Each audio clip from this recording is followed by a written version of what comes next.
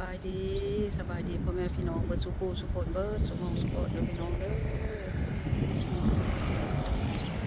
มาลูกพามาเล่นมาเที่ยวแคมป์ทะเลอีกแล้วพี่น้องมาเบิ่ง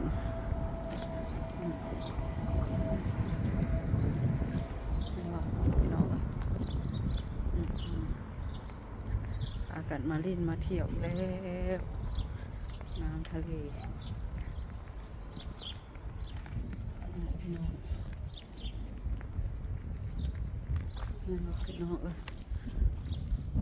พักผ่อนเช้าเนาะกินข้าวแล้วก็พากันมาย่างโต๊ะงามเนาะพี่น้องเนาะเอามา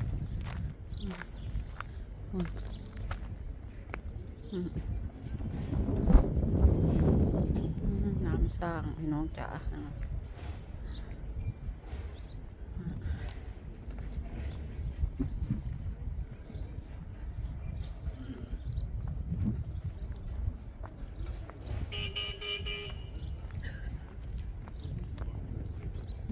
ชิ้นย่างเลยงามเด้เนาะพี่น้องชายพามาเที่ยวอีกแล้ว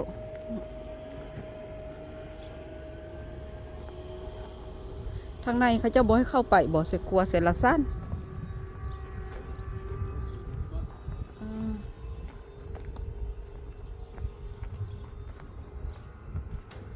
ทางในเขาจะบอกให้เข้าไปเนาะพี่น้องจักมันอีหยังไปย่างไปเบิ่งกันพี่น้อง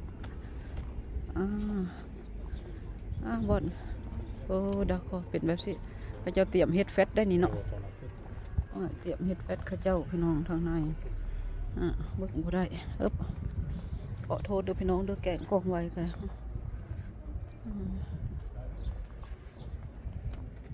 เห็นบ่พี่น้องคักบ่เนาะเป็นตาย่างอาจจะพี่น้อง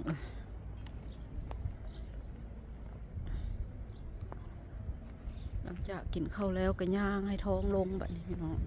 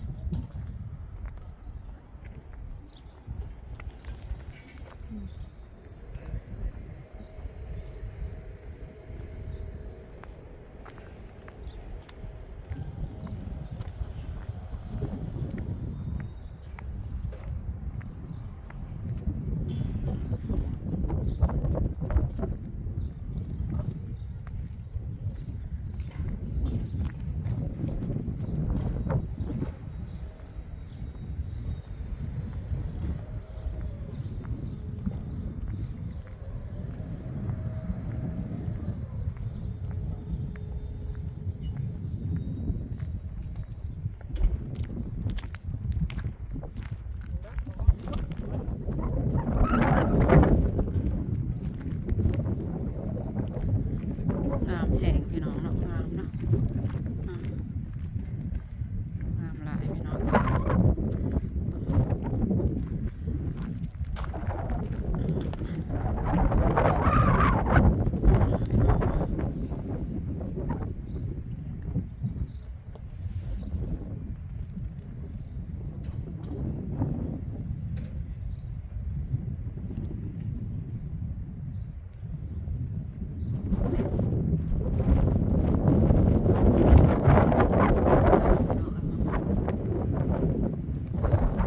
เซลฟ้าบอกเขาจะเอิญยาก็ไปเบิ่งทางในเนาะพี่น้องเนาะ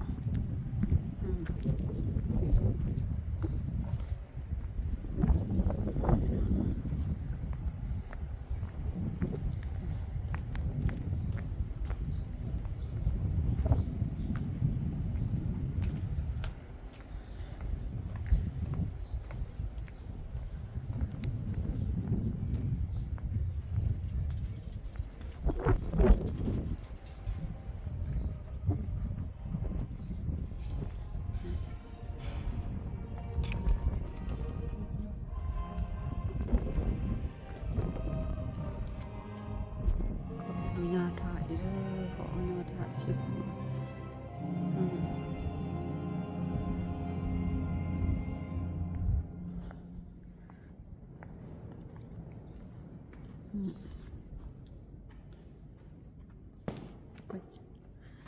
ออนุญาตบาดกับขนมขอถ่ายคลิปมา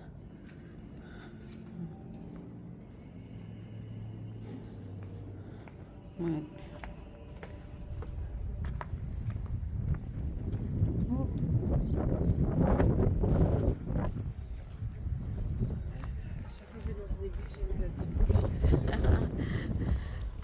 Ça fait du bien. Les gens de ma famille qui sont partis.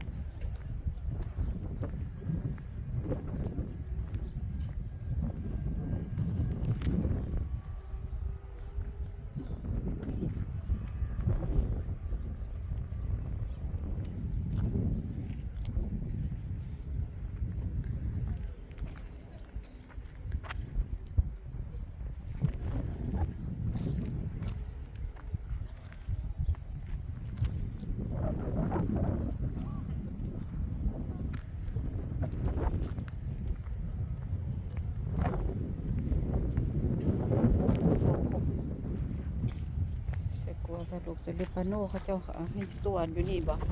มันฮิสตัวอยู่นี่บ่เจ้าเห็นไหม Ouais, mais ils ont créé n'importe quoi. เขาเจ้าเขียนโรลีบ่ประวัติศาสตร์ของนี่แหละพี่น้องที่นี่แหละประวัติศาสตร์อันนี้ก็แคมป์ทะเลงามบ่พี่น้องวิวโอ้คักเนาะพี่น้องเนาะพุ่นน่ะพี่น้องจ๋า Tout là-bas, là, c'est on était parti marcher avec mamie. Là. โอ้แล้วบ่อันละบ่นะโอ้แล้วก็อุนเดียเคสิตุเพเนาะได้เสล่วง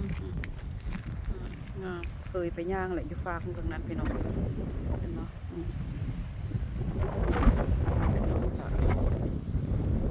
พี่น้องเนาะดูสวยขนาดเลยพี่น้องเอ๋ย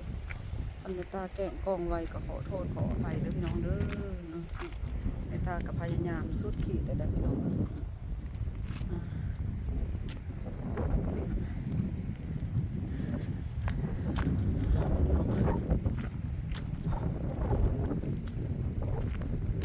งามเนาะพี่น้อง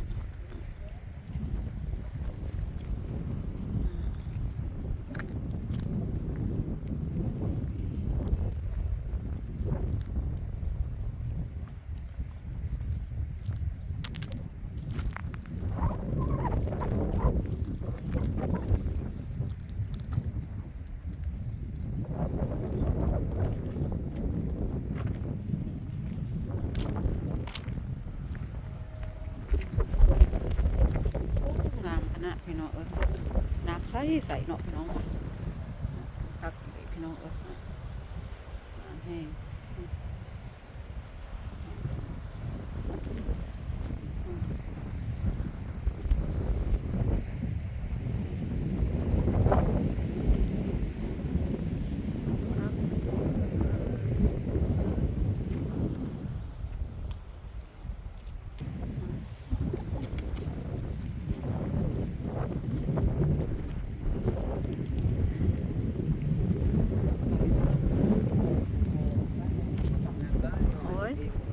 D'accord, allez, on va rentrer dedans. On va rentrer dedans.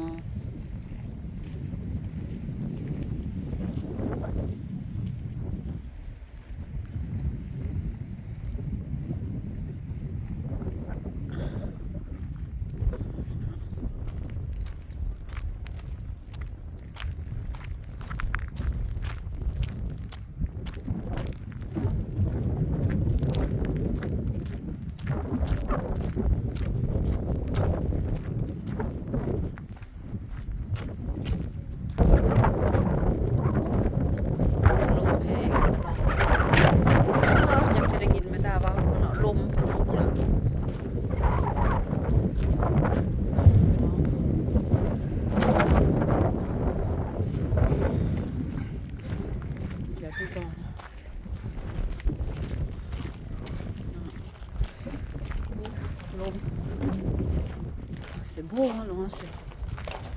อืม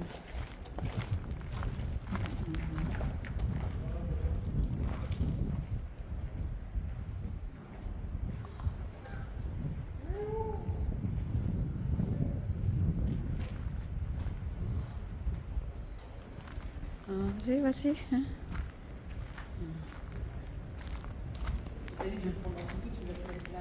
Hein? D'accord. D'accord.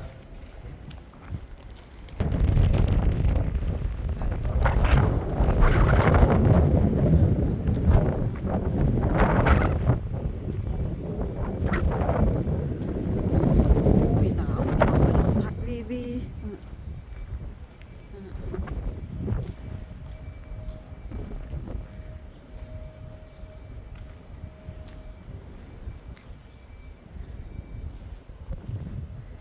C'est joli par là aussi. Hein.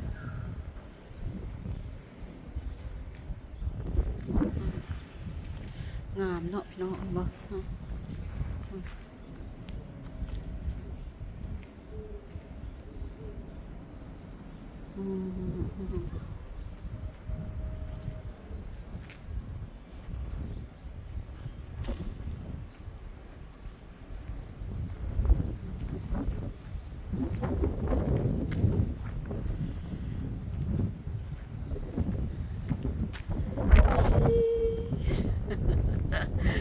Nhậu, lúc phảiถ่ายรูปเอาไปตาพี่น้อง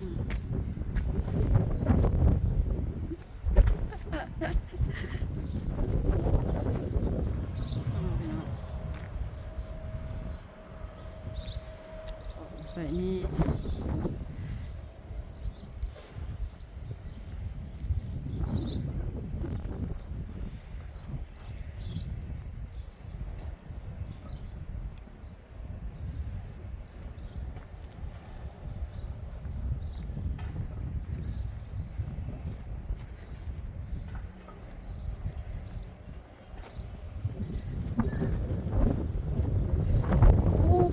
ลมแห้งพี่น้องก็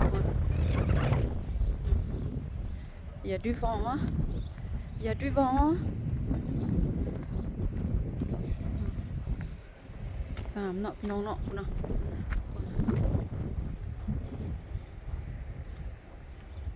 พี่น้องเมตตาก็สิขอจบบรรยากาศไว้ก่อนเด้อพี่น้องเด้อพบกันใหม่คลิปหน้าสำหรับคลิปนี้เมตตาก็ขอกล่าวคำว่าสบายดีพี่น้องเป็นยังไงก็อย่าลืมกดติดตามคลิปชมคลิปเมตตาดีเด้อพี่น้องเด้อเพื่อเป็นกำลังแห่งใจให้เมตตาเนาะพี่น้องเนาะพอสิได้เฮ็ดคลิปใหม่ๆออกมาพ่อแม่พี่น้องเบิ่งล่ะลูกชายโบอีหลังแทนคือฟลิชีลูกชายเมตตาไปละพี่น้องโชคดีร่ำรวยอยู่ดีไม่แห้งเบิดสุขูสุคนความเจ็บอย่าได้ความไข้อย่ามีพี่น้องจะโชคดีตลอดไปเด้อพี่น้องเด้อไปแล้ววิวงามเนาะพี่น้องเนาะ